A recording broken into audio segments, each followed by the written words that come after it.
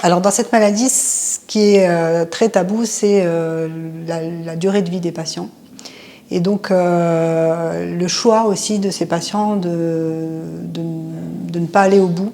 Et donc tout simplement, il est important aujourd'hui de parler des directives anticipées. C'est un sujet qui est délicat mais qu'on aborde régulièrement avec les familles. La fin de vie, c'est un sujet tabou en France, on le sait, mais il existe la sédation profonde. La mission première d'accompagnement de la SLAF, c'est bien sûr d'accompagner les gens vers la vie, mais il faut aussi entendre ceux qui voudraient que ça s'arrête, parce que c'est une maladie qui est vraiment très cruelle, qualifiée d'être la maladie la plus cruelle par l'OMS.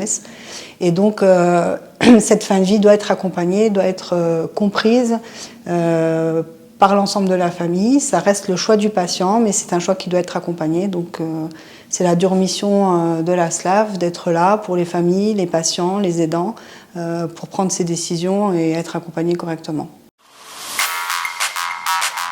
Alors cette petite association qui est née à Dystrophe peut vraiment être fière d'avoir pu contribuer à l'évolution de la loi Leonetti-Claes.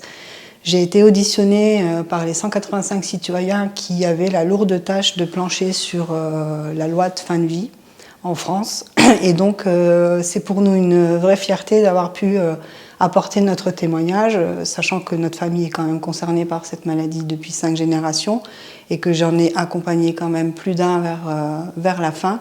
Et donc ce témoignage a été crucial justement dans le choix des citoyens et dans le vote qui a quand même été très conséquent pour une amélioration de cette loi vers la fin de vie.